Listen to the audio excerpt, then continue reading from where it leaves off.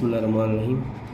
अच्छा, आज हम जो है ना यहाँ से वीकली स्ट्रेटजी जो होती है उसके मुताबिक ट्रेड करना सीखेंगे कि किसी भी जोन को हम किस तरह जो है ना मार करके ट्रेड करते हैं। ठीक है, सबसे पहले हमने क्या करना होता है, सबसे पहले हमने ट्रेंड चेक करना होता है। ठीक है जी, हमने सबसे पहले मंथली में जाना है।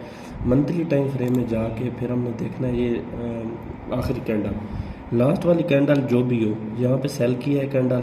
फिर हमने देखना है जी वीकली क्या है। अब देखें जी, अगर वीकली स्ट्रेटजी हम देख रहे होंगे तो हमने सेकंड लास्ट वीक को देखना है, ये वाला। ठीक है, ये वाली ये अब ये भी सेल किया है। अब हमने क्या करना है, अब मंथली भी सेल किया है, सेकंड लास्ट वीक की जो कैंडल है वो भी सेल किया है। तो हमने क्या करना है जी, H4 में जाके अपना जोन ढूंढना है पिछले हफ्ते का। पिछला हफ्ता ये यहाँ से लेकर जहाँ तक ये पिछला वीक है। ठीक हो गया, इस वीक में जो है ना हमारे पास ये वाला जोन है। ये देखें, अपना स्ट्रक्चर रिवर्सल स्ट्रक्चर होना चाहिए।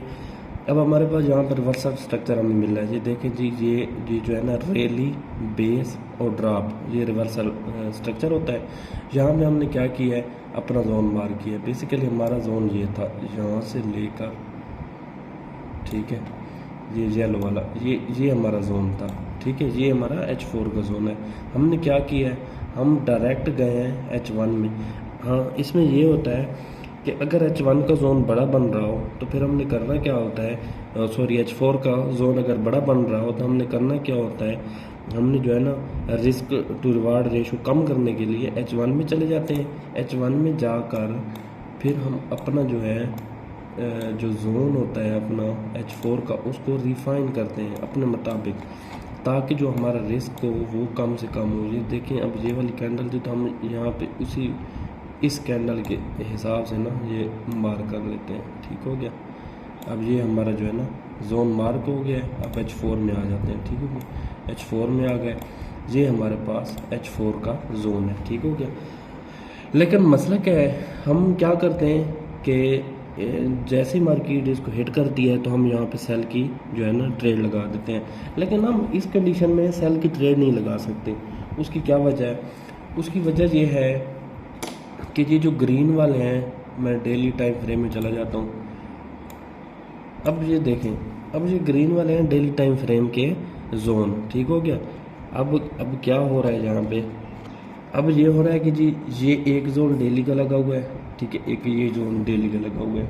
अब हम हमारी जो स्ट्रेटजी है वो हमें क्या कहती है, वो ये कहती है कि एक तो जो जोन है H4 का हो चाहे H1 का हो, वो किसी डेली टाइम फ्रेम के जोन में ना आ रहा हो, पहली बात। दूसरी बात क्या है, दूसरी बात ये है कि जब भी हमने जोन मार किया हो तो उस वक्त ट्रेड नहीं करते जब मार्केट डेली टाइम फ्रेम के जोन से रिजेक्ट होके आ रही हो। ठीक हो गया, ये बात जो है ना इम्पोर्टेंट है। जब भी मार्केट किसी भी डेली टाइम फ्रेम के जोन से रिजेक्ट होके आ रही हो तो उस सूरत में हम कभी भी जो है ना अपनी ट्रेड नहीं लगाते। ठीक हो गया, ये डेली टाइम फ्रेम हो गया। अब हम डायरेक्ट चले जाते हैं H4 में।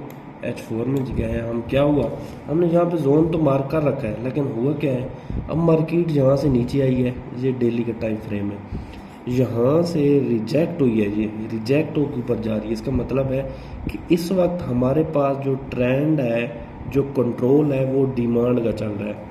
ठीक है, तो ये ज़रूरी है कि अगर हमने सेल की जो है ना ट्रेड लगानी है तो कंट्रोल इन सप्लाई होना चाहिए, लेकिन हमारे पास यहाँ पे कंट्रोल इन डिमांड चल रहा है, इसलिए हम यहाँ पे अब ट्रेड नहीं कर सकते इस जोन पे।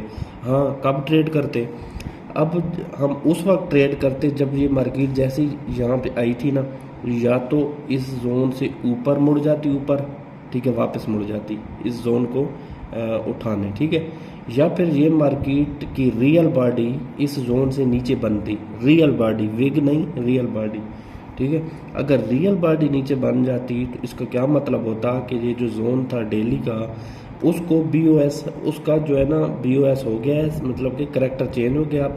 अब जो है ना ये कंट्रोल इन सप्लाई होता, अब इसको क्रॉस कर जाती, क्रॉस करके फिर जब जाती ना जोन के पास, तो वहाँ पे फिर जब हिट करती तो हम ट्रेड कर सकते थे। क्यों, क्योंकि फिर हमारे पास जो है वो कंट्रोल इन सप्लाई होता। तो दो सूरतों में हम जो है ना ट्रेड कर सकते हैं। कर सकते हैं कि जब जी ये मार्केट या तो डेली के टाइम जोन से ऊपर वापस मुड़ जाए जोन को हिट करने, या फिर ये वाली मार्केट इस जोन को नीचे क्रॉस कर ले, क्रॉस करने के बाद फिर दोबारा ऊपर जाए, फिर जब हिट करेगी तो उस सूरत में हम जो है ना अपने जोन पे सप्लाई की ट्रेड लगा सकते हैं। ठीक हो गया।